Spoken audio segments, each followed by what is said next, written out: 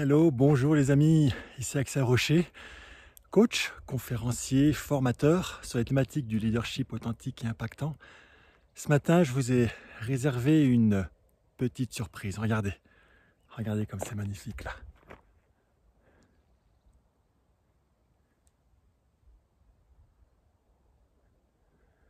Voilà, ce matin, on est parti avec des amis, là, ils sont derrière moi là. Là-bas, il y a mon fiston et puis un ami. On est parti à 7 h ce matin. Là, on vient de faire 1500 mètres de dénivelé en trail. Et en fait, c'est magnifique. Et aujourd'hui, je voudrais vous parler de la volonté, les amis. Et je voudrais faire le parallèle avec le sport. Aujourd'hui, ce que je peux vous dire, c'est qu'on est monté, c'était facile. Et en fait, pourquoi c'était facile? Parce que, comme aime à dire un des grands trailers que je connais, qui est Thévenard, qui nous dit que dur à l'entraînement, facile en course, et je pense que c'est exactement ça. Très clairement, c'est facile parce que ça fait depuis des années qu'on en fait. Et en fait, qu'est-ce qui se passe? Il se passe que premièrement, c'est quelque chose qui nous plaît. Ouais, je le fais avec mon fiston, avec des amis, donc on se fait plaisir. Pourquoi on vient là? On vient dans la nature. On aime ça, il y a le goût de l'effort, le corps qui bouge, et on sait vraiment pourquoi on fait ça. Et puis quand on va s'entraîner, progressivement on va habituer nos muscles, puisque l'entraînement c'est vraiment le mot-clé. On va habituer nos muscles à ce type d'effort. Donc là je vous parle du trail running, mais c'est évidemment exactement la même chose pour les rugbyman, pour les tennisman, pour ceux qui font du foot, pour les nageurs, pour ceux qui font de l'équitation. Chaque sport a sa spécificité, et en fait le mot-clé c'est effectivement l'entraînement. Mais dans l'entraînement, il y a un aspect qui est aller au-delà de la première douleur. C'est-à-dire qu'on va s'entraîner, c'est facile, puis à un moment, il y a le corps qui nous dit coucou, tu t'arrêtes, stop, je suis fatigué. Et en fait, c'est une première alerte qu'il nous donne pour nous dire attention. Et en fait, c'est un signal qui nous invite à aller plus loin, à dire on va un petit peu plus loin, parce que la progression, si on parle des muscles, faire du muscle, ça se fait au-delà, quand on commence à être dans la zone orange, quand on est en dehors de sa zone de confort. Donc ce qui fait que derrière, on va finalement prendre des habitudes, on va élargir notre zone de confort, le cerveau va s'habituer à ça, et on se retrouve aujourd'hui à faire quelque chose qui est facile. Alors pourquoi j'aime à faire le parallèle avec la volonté? C'est qu'en fait la volonté c'est exactement la même chose. La volonté c'est un sport d'endurance, hein. C'est important de s'inscrire dans la durée, c'est un muscle. Donc c'est un muscle qui n'est pas entraîné. Si on lui demande de faire du job, il va se fatiguer, voire il va se blesser, hein. Donc on va complètement arrêter, et la volonté c'est exactement la même chose. Donc la volonté c'est, comme j'ai dit, un sport d'endurance. Et en fait, il y a les trois critères, trois paramètres, qui sont comme dans le sport. La première chose, c'est vraiment de choisir quel est le domaine sur lequel je vais appliquer ma volonté. Dans le sport, je vous ai expliqué, moi, c'est le bonheur d'être avec des amis, d'être dans la nature, de faire bouger mon corps. Quand on choisit d'exercer sa volonté, c'est sur une thématique qui est plutôt difficile, hein, qu'on n'arrive pas à faire aujourd'hui.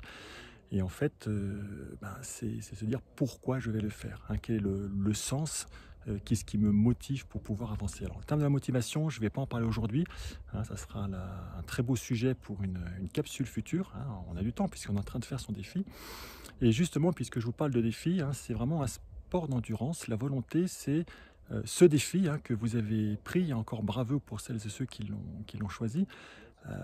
C'est vraiment chaque jour avancer un petit peu, et c'est se muscler dans des nouvelles habitudes. Et lorsque les habitudes deviennent tellement prégnantes, après ça devient limite, ça devient carrément un trait de caractère. Donc revenons à nos moutons. La volonté, c'est effectivement pouvoir s'entraîner dans une direction qui nous satisfait. Deuxièmement, on est dans la même chose, c'est-à-dire qu'à la première difficulté, on n'abandonne pas. C'est le cerveau qui nous dit stop, on va continuer. Et un point qui est essentiel, et ça je vous demande de le retenir, c'est quelle est la motivation que l'on y met. Est-ce que c'est une motivation qui est intrinsèque ou extrinsèque? Je m'explique. Si on on exerce sa volonté avec une accréditation de jugement en disant ce que je fais c'est bien ou c'est mal, on ne va pas y arriver. Je vous donne un exemple qui n'est pas lié au sport, qui est lié à la prise de parole en public, qui est souvent d'ailleurs une des peurs que beaucoup de gens ont. Et pourquoi on a cette peur? C'est qu'on va se dire mais comment je vais être perçu? Est-ce que je vais être bien perçu? Est-ce que je vais être mal perçu? Qu'est-ce que les gens vont dire? Donc on est tout de suite dans une logique de jugement. Si à l'inverse on se dit je vais parler en public, et pourquoi je vais le faire? Parce que si j'impacte, je fais bouger ne serait-ce qu'une personne dans la salle, j'aurai fait mon job. Et ça, c'est ma motivation. C'est pourquoi je suis là pour pouvoir impacter. Après que les gens trouvent que j'étais bien ou que j'étais mal, je m'en moque. Ça, c'est pas mon sujet.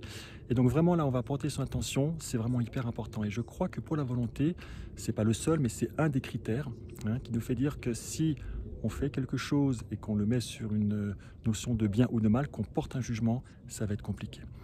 Donc les amis, retenons aujourd'hui que sur la thématique de la volonté, premièrement, choisissons quelle est la difficulté sur laquelle on veut l'exercer. Donc une difficulté bien sûr qui fait sens pour nous, premièrement. Deuxième chose, c'est un sport de longue durée. Donc le défi sert à ça, c'est chaque jour un petit peu plus. Donc ça, c'est vraiment s'inscrire et puis le faire, entraîner ce muscle. L'entraînement, c'est vraiment le point important, ça c'est le deuxième point. Et puis le troisième point, c'est surtout aucun jugement.